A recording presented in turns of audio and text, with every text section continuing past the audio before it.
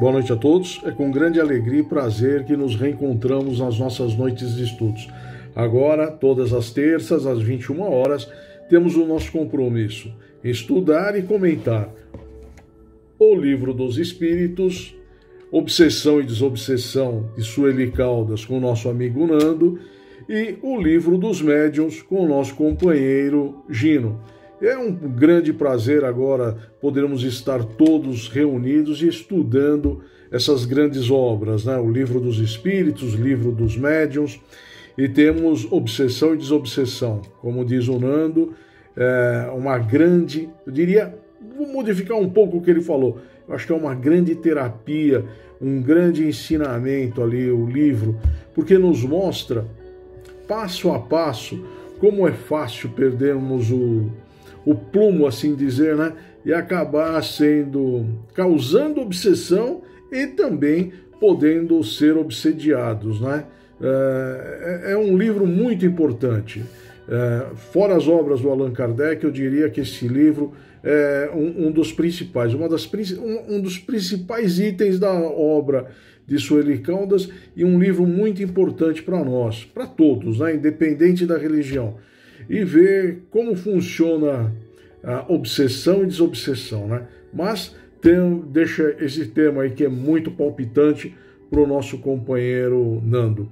E volto hoje, após 2 semanas, com o Livro dos Espíritos, dando continuidade ao nosso estudo. E por essa grande satisfação, alegria de podermos estar todos juntos, peço a todos esse momento a fechar os seus olhos, a serenar os seus corações, buscar a imagem bendita de Jesus, o nosso Mestre, o nosso amigo incondicional de todas as horas, a imagem de Maria Santíssima, a imagem de Maria da Cruz, a mentora da nossa casa, Cristo Transformador, e a mentora e idealizadora dos trabalhos de estudos. Peço a todos novamente que possamos, nessa sintonia, nos darmos as mãos, nos transportarmos para o lugar que nos trouxer felicidade, uma praça, um campo, para nossa casa de oração, Cristo Transformador, aonde cada um de nós possamos acerenar os nossos corações. Em gratidão a esta oportunidade bendita de podermos estar reunidos, iniciaremos a nossa noite de estudos com a oração que Jesus nos ensinou. Pai nosso que estais no céu, santificado seja o vosso nome, venha a nós e ao vosso reino, seja feita a vossa vontade, assim na terra como nos céus. O pão nosso de cada dia nos dai hoje, perdoai as nossas ofensas, assim como nós perdoamos a quem nos tem ofendido. Não nos deixeis cair em tentações, mas livra-nos, Senhor, de todo mal, material e espiritual. Que assim seja, graças a Deus e graças a Jesus. Bom, meus amigos, nós estamos aqui no capítulo 11, né, que é os 3 reinos. Já falamos sobre os minerais e as plantas e estamos no segundo subitem, os animais e o homem. Hoje, retornando ao Livro dos Espíritos, nós vamos iniciar com a pergunta 594 e encerraremos com a 595. Que a 594 ela é um pouquinho longa e ela faz uma menção a uma outra pergunta que já estudamos. Como nós vamos abordar tudo, vamos já dar o início e lembrando a todos os companheiros que após os vídeos de leitura e de comentários, ao final, após as mensagens da nossa Magneide, o espaço estará aberto para que todos possam manifestar a sua opinião, contar um caso, alguma vivência, algum item que queiram mencionar. Democraticamente sempre estará aberto. Então vamos iniciar? A pergunta 594 nos fala o seguinte: os animais têm uma linguagem? Resposta: se entendeis uma linguagem formada de palavras e de sílabas, não. Um meio de se comunicarem entre si? Sim.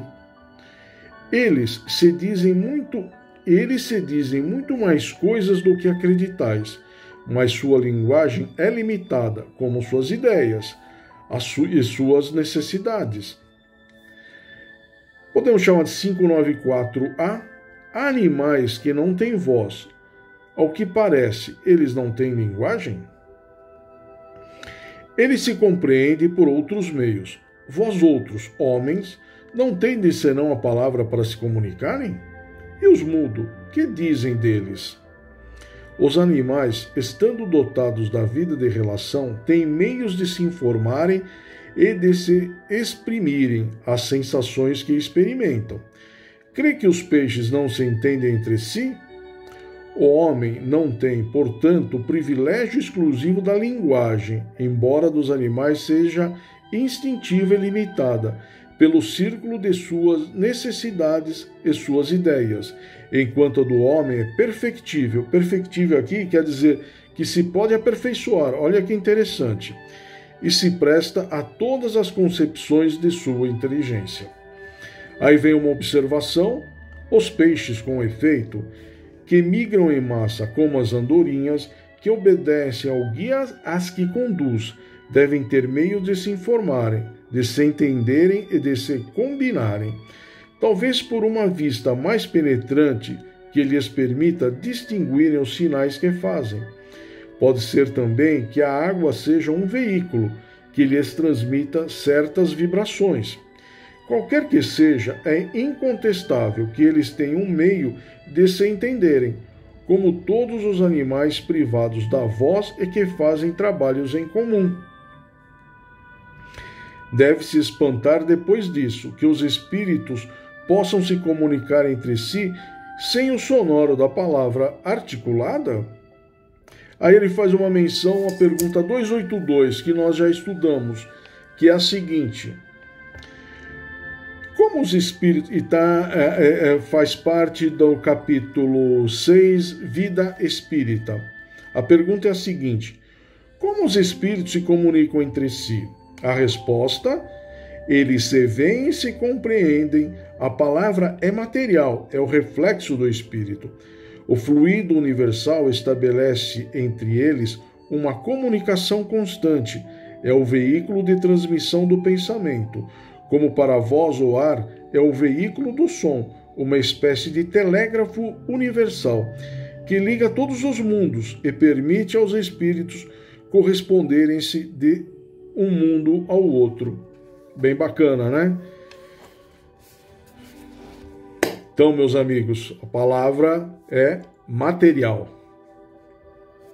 Voltando aqui, na 595 e última desta noite, os animais têm o livre-arbítrio de seus atos? Resposta: eles não são simples máquinas como acreditais, mas sua liberdade de ação é limitada às suas necessidades e não pode se comparar à do homem, sendo muito inferiores ao homem.